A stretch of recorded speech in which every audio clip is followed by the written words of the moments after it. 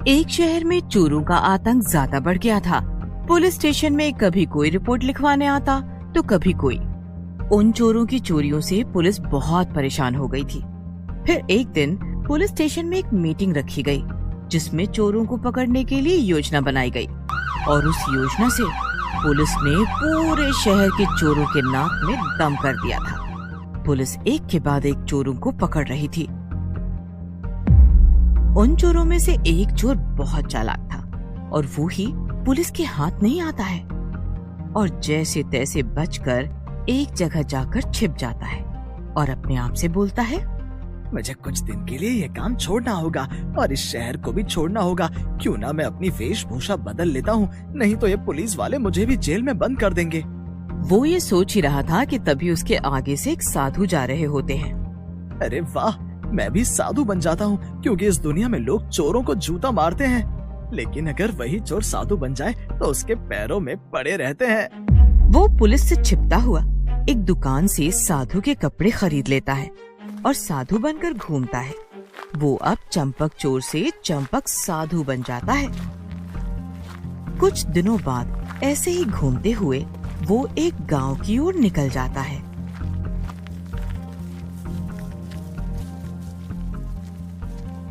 और गांव के एक पेड़ के नीचे बैठ जाता है। थोड़ी देर बाद एक आदमी उससे पूछता है, साधु बाबा, आप कौन हैं और कहाँ से आए?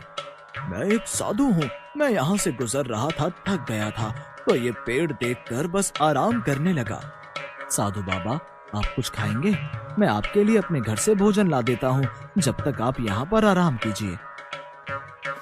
थोड़ी देर बाद वो आदमी चंपक साधु के लिए भोजन ले आता है और साधु से बात करते करते वो साधु की बातों में आ जाता है और उसे अपने और गांव के बारे में सब कुछ बता देता है। चंपक साधु के पास एक कला थी, वो बोलने में बहुत माहिर था। वो इतने अच्छे अच्छे प्रवचन देता था जिससे लोग उस चंपक साधु की बातों में आ जाया करते थे। धीरे धीरे करके गांव के सभी लोग उससे मिलने आने लगे और वो इसी गांव में रहने लगता है। और थोड़े दिन बाद गांव वाले मिलकर चंपक साधु के लिए एक आश्रम बनवा देते हैं। और कुछ दिनों बाद चंपक साधु के बहुत से शिष्य बन जाते हैं और उसे मुफ्त में सभी चीजें मिलने लगती हैं। उसे हर चीज का सुख था, बस उसे सांसारिक जीवन से छूटने का दुख रहता था। चंपक साधु अपने आश्रम में घूम रहा था कि तभी उसके आश्रम में एक सेठ आया। उस सेठ को भी पाखंडी साधु ने अपने बोलने की कला से प्रभावित कर लिया था। साधु बाबा, मेरे पास किसी चीज की कमी नहीं है, लेकिन फिर भी मुझे एक परेशानी है। हाँ बेटा, बोलो क्या परेशानी है? बाबा से कुछ मत छिपाओ, मुझसे कभी कुछ नहीं छिपता है। बताओ क्या परेशानी है, मैं तुम्हारी सारी परेशानी दूर कर दूंगा। सेठ ने सोचा, क्यों ना मैं अपना सारा सोना साधु के आश्रम में रख दूं। और वैसे भी साधु लोगों को तो धन संपत्ति का कोई भी मोह नहीं होता, वो तो भगवान का रूप होते हैं और किसी को कोई ऐसे देवता पर शक नहीं होगा कि उनके आश्रम में इतना सोना गड़ा हुआ है। क्या हुआ बेटा, तुम किस चिंता में खो गए?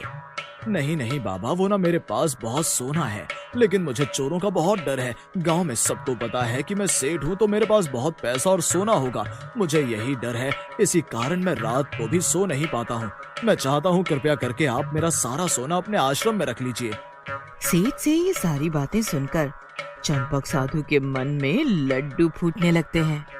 हाँ हाँ, क्यों नहीं, बस इतनी सी बात। तुम एक काम करो, आज ही आश्रम के बगीचे में गड्ढा खोदकर उसमें सारा सोना रख दो। जी साधु बाबा, मैं भी यही सोच रहा था कि मैं अपना सारा सोना आपके आश्रम में रख दूं। मैं शाम में सारा सोना ले आऊंगा। फिर शाम में सेठ 2 से 3 बड़ी बड़ी पोटलियों में अपना सारा सोना ले आता है। फिर क्या था, पोटलियों को देखते ही चंपक साधु की तो आंखें फटी की फटी रह गई। उसकी आंखें तो सोने की पोटलियों से हट ही नहीं रही थीं। फिर उस सेठ ने वो सोने की पोटली आश्रम के बगीचे में गड्ढा करके उसमें दबा दी और अपने घर लौट आया। सेठ को लगा कि अब तो मेरा सारा सोना साधु बाबा के पास है, वहाँ मेरा सोना सुरक्षित है। और वो रात को आराम से सोया। सेठ तो सो गया, लेकिन अब चंपक साधु को नींद कहाँ आनी थी। वो रात भर उस सोने के बारे में सोचता रहा। फिर तभी वो चंपक साधु अपने आप से बोलता है, अगर ये सोना मुझे मिल जाए तो मैं अपना पूरा जीवन आराम से गुजार सकता हूँ। कुछ समय बीतने पर साधु ने एक योजना बनाई। उसने सोचा कि वो इस सोने को लेकर चला जाएगा और सेठ को शक न हो, और अब इस गांव को छोड़कर जाने की बात कहेगा, ताकि सेठ को ये न लगे कि साधु उसका सोना लेकर भाग गया है।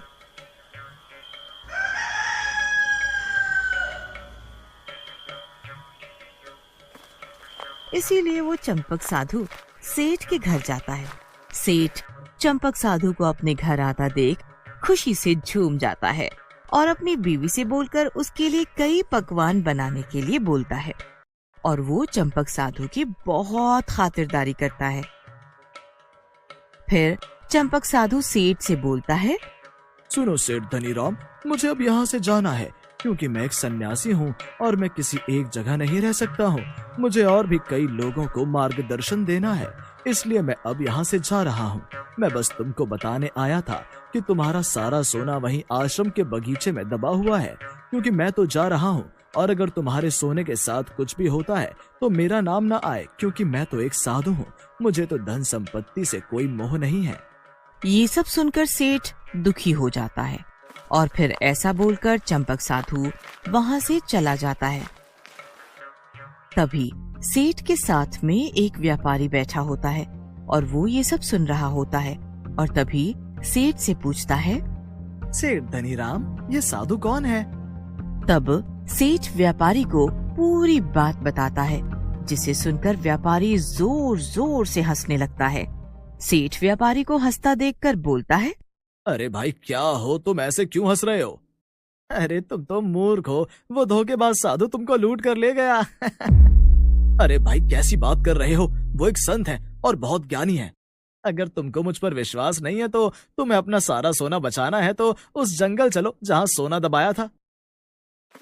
सेठ व्यापारी को आश्रम के बगीचे में लेकर जाता है और खुदाई करता है, लेकिन उसे वहाँ कुछ नहीं मिलता है। सोना ना मिलने पर सेठ जोर जोर से रोने लगता है।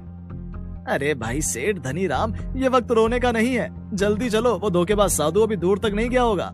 फिर जल्दी से भागते हुए वो दोनों पुलिस स्टेशन जाते हैं और पुलिस को सब कुछ बता देते हैं। फिर पुलिस उस धोखेबाज साधु को ढूंढ लेती है। पुलिस इंस्पेक्टर गांव में सभी को बताते हैं, ये वास्तव में कोई साधु बाबा नहीं, ये एक चोर था जिसने अपनी बोलने की कला का इस्तेमाल करके कई लोगों को लूटा है, और पुलिस से बचने के लिए इसने साधु की वेशभूषा धारण कर ली है।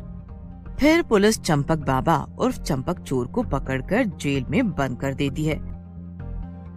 और इधर सोना मिलने के बाद सेठ की जान में जान आती है। सेठ व्यापारी से, तुम्हें कैसे पता चला कि ये साधु धोखेबाज है? वह साधु बार बार अपने आप की तारीफ कर रहा था, और संत कितने महान होते हैं वो बार बार यही बोल रहा था, जबकि जो सच मायने में संत होते हैं उन्हें इस बात को बोलने की जरूरत नहीं पड़ती है। इसलिए भाई, आज के समय में जो साधु बनकर प्रवचन देते हैं वो सभी संत नहीं होते हैं। सेठ को ये बात समझ आ जाती है कि किसी पर भी अंधा विश्वास नहीं करना चाहिए, क्योंकि किसके मन में क्या चल रहा है हम इसे कभी नहीं समझ पाते हैं।